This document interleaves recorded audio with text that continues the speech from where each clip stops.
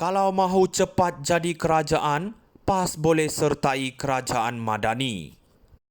Kenyataan Puan Zakarshi mengenai PAS bersedia bekerjasama dengan mana-mana pihak demi kuasa, terutama DAP, bagaikan satu tamparan tepat kepada muka politik PAS yang selama ini sering menampilkan diri sebagai pejuang Islam yang murni. Kritikan tajam Puan ini mencerminkan kebenaran yang ramai tahu tetapi enggan akui bahawa PAS adalah parti yang pragmatik, sedia berpeluk dengan sesiapa sahaja asalkan matlamat politiknya tercapai. Ini bukan kali pertama dan tentunya bukan kali terakhir PAS dikecam kerana dilihat sanggup mencairkan prinsip demi kuasa. Puan secara sinis mengundang PAS untuk menyertai kerajaan Madani dan ini membuka satu lagi persoalan besar. Adakah PAS benar-benar teguh dalam pendiriannya atau sekadar beralaskan strategi politik untuk terus relevan? Tindakan politik PAS sebelum ini termasuk dengan Muafakat Nasional jelas menunjukkan kecenderungan mereka untuk flip-flop demi kepentingan politik.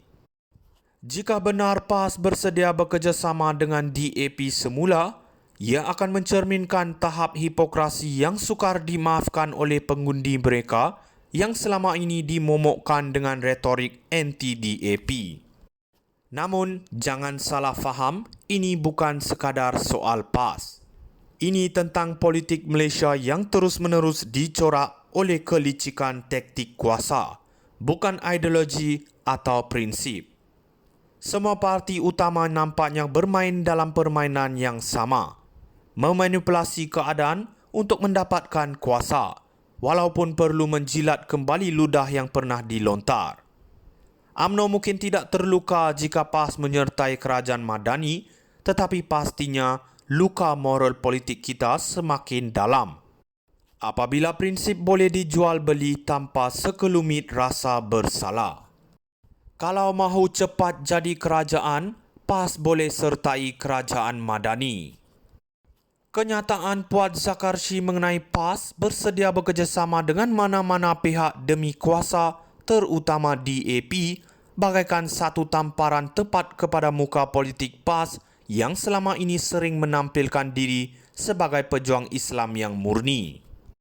Kritikan tajam Puan ini mencerminkan kebenaran yang ramai tahu tetapi enggan akui bahawa PAS adalah parti yang pragmatik, sedia berpeluk dengan sesiapa sahaja asalkan matlamat politiknya tercapai. Ini bukan kali pertama dan tentunya bukan kali terakhir PAS dikecam kerana dilihat sanggup mencairkan prinsip demi kuasa. Puan secara sinis mengundang PAS untuk menyertai kerajaan Madani dan ini membuka satu lagi persoalan besar. Adakah PAS benar-benar teguh dalam pendiriannya atau sekadar beralaskan strategi politik untuk terus relevan? Tindakan politik PAS sebelum ini termasuk dengan Muafakat Nasional jelas menunjukkan kecenderungan mereka untuk flip-flop demi kepentingan politik. Jika benar PAS bersedia bekerjasama dengan DAP semula, ia akan mencerminkan tahap hipokrasi yang sukar dimaafkan oleh pengundi mereka yang selama ini dimomokkan dengan retorik anti-DAP. Namun, jangan salah faham, ini bukan sekadar soal PAS. Ini tentang politik Malaysia yang terus-menerus dicorak oleh kelicikan taktik kuasa, bukan ideologi atau prinsip. Semua parti utama nampaknya bermain dalam permainan yang sama, memanipulasi keadaan untuk mendapatkan kuasa, walaupun perlu menjilat kembali ludah yang pernah dilontar. UMNO mungkin tidak terluka jika PAS menyertai kerajaan Madani, tetapi pastinya luka moral politik kita semakin dalam. Apabila prinsip boleh dijual beli tanpa sekelumit rasa bersalah. Kalau mahu cepat jadi kerajaan, PAS boleh sertai kerajaan Madani. Kenyataan Puan Zakarshi mengenai PAS bersedia bekerjasama dengan mana-mana pihak demi kuasa, terutama DAP, bagaikan satu tamparan tepat kepada muka politik PAS yang selama ini sering menampilkan diri sebagai pejuang Islam yang murni. Kritikan tajam Puat ini mencerminkan kebenaran yang ramai tahu tetapi enggan akui bahawa PAS adalah parti yang pragmatik, sedia berpeluk dengan sesiapa sahaja asalkan matlamat politiknya tercapai. Ini bukan kali pertama dan tentunya bukan kali terakhir PAS dikecam kerana dilihat sanggup mencairkan prinsip demi kuasa. Puat secara sinis mengundang PAS untuk menyertai kerajaan Madani dan ini membuka satu lagi persoalan besar. Adakah PAS benar-benar teguh dalam pendiriannya atau sekadar beralaskan strategi politik untuk terus relevan?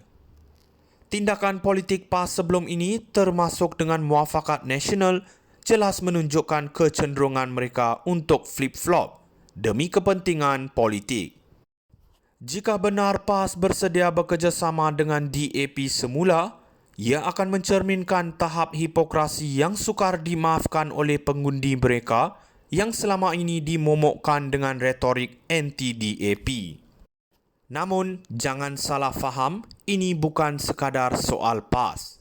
Ini tentang politik Malaysia yang terus-menerus dicorak oleh kelicikan taktik kuasa, bukan ideologi atau prinsip.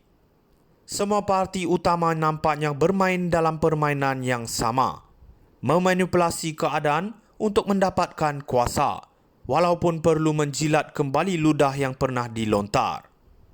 UMNO mungkin tidak terluka jika PAS menyertai kerajaan Madani, tetapi pastinya luka moral politik kita semakin dalam. Apabila prinsip boleh dijual beli tanpa sekelumit rasa bersalah. Kalau mahu cepat jadi kerajaan, PAS boleh sertai kerajaan Madani. Kenyataan Puat Zakarshi mengenai PAS bersedia bekerjasama dengan mana-mana pihak demi kuasa, terutama DAP, bagaikan satu tamparan tepat kepada muka politik PAS yang selama ini sering menampilkan diri sebagai pejuang Islam yang murni. Kritikan tajam Puat ini mencerminkan kebenaran yang ramai tahu tetapi enggan akui bahawa PAS adalah parti yang pragmatik, sedia berpeluk dengan sesiapa sahaja asalkan matlamat politiknya tercapai. Ini bukan kali pertama dan tentunya bukan kali terakhir PAS dikecam kerana dilihat sanggup mencairkan prinsip demi kuasa. Puat secara